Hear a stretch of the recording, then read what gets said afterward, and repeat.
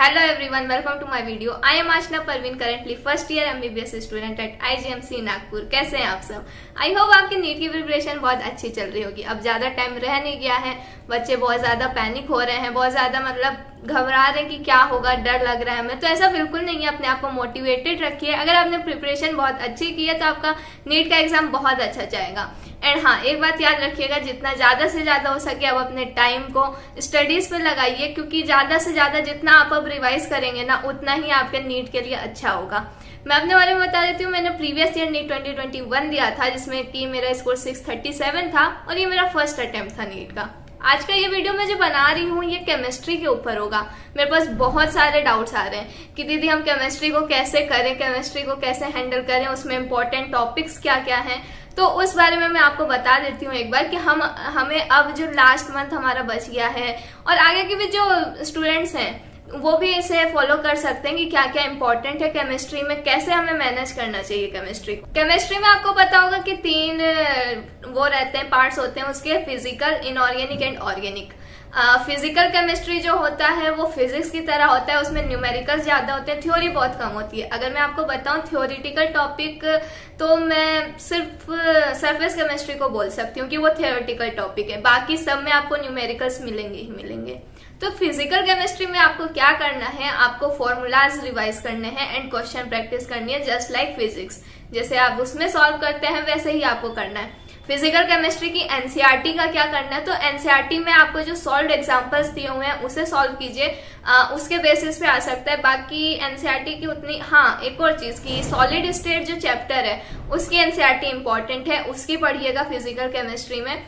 Electrochemistry में last में sales वाला पार्ट दिया हुआ है, वो इंपॉर्टेंट है एनसीईआरटी से पढ़ना। सरफेस केमिस्ट्री टॉपिक को पूरा एनसीईआरटी से ही पढ़िएगा और सरफेस केमिस्ट्री में से एक दो क्वेश्चन आता ही आता है तो उसे पढ़ लीजिएगा, वो थ्योरेटिकल टॉपिक है, आराम से कवर हो जाएगा, उसे एनसीईआरटी से पढ़ के जाइए।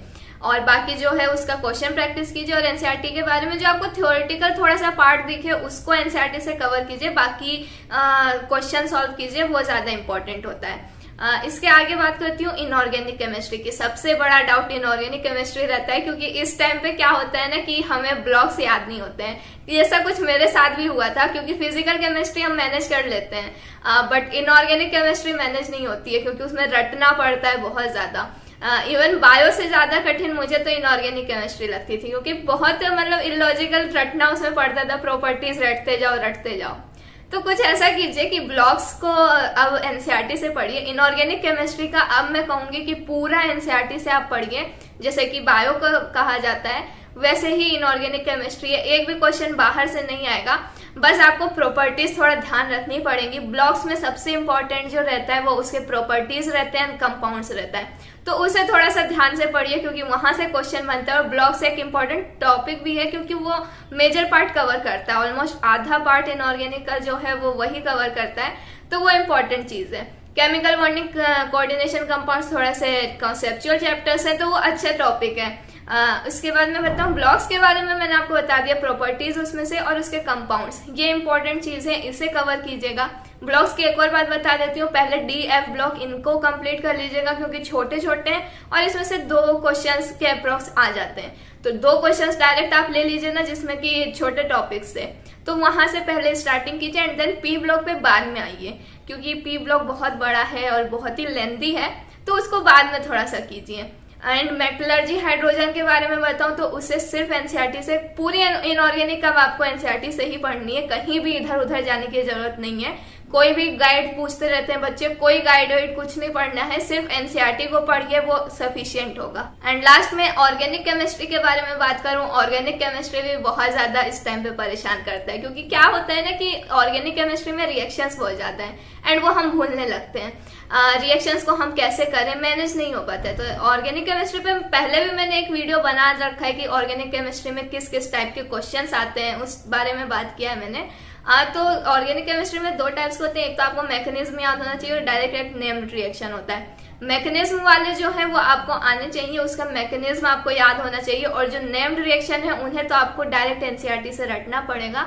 एनसीईआरटी में कई जगह पे साइंटिस्ट के नेम पर या किसी भी नेम पर नेम्ड रिएक्शंस होते हैं, वो डायरेक्ट आपको याद करना पड़ेगा। एंड या उसको याद रखिएगा कि बिल्कुल आपको वो प्रॉपर रिएक्शन याद होनी चाहिए, क्योंकि उसमें से आपको रिएक्टेंट, इंटरमीडिएट, प्रोडक्ट, कैटलिस्ट कुछ भी पूछ सकता है, तो वो रिएक्शन आपको पूरी याद होनी चाहिए। और कैसे हमें करना चाहिए ऑर्गेनिक का रिएक्शन को याद, तो इसका एक ही सॉल्यूशन है कि आपको डेली इसको रिवाइज करना पड़ेगा।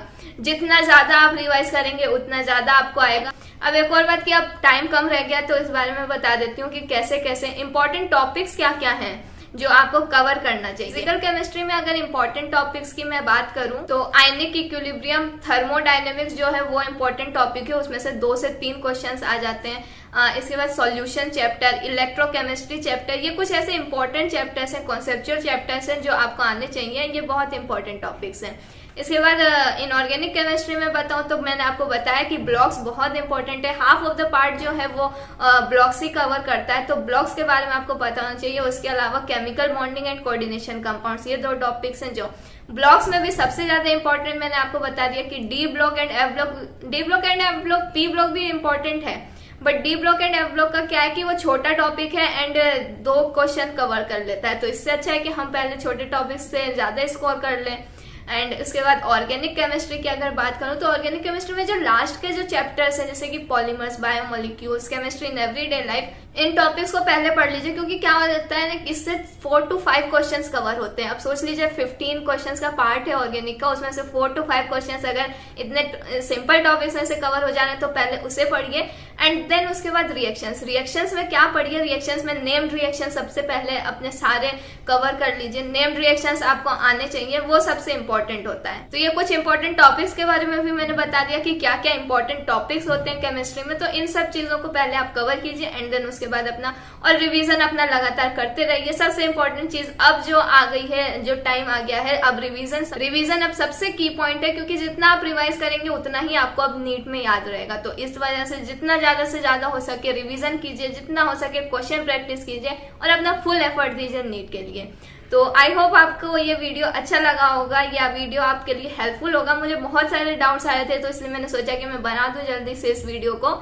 आगे भी मैं नीट के रिगार्डिंग आपको गाइडेंस देती रहूंगी। आपको अगर कुछ भी गाइडेंस चाहिए तो आप मुझे कमेंट सेक्शन में बता सकते हैं, मैं उसके ऊपर वीडियो बना दूंगी या हो सकेगा तो मैं बता दूंगी।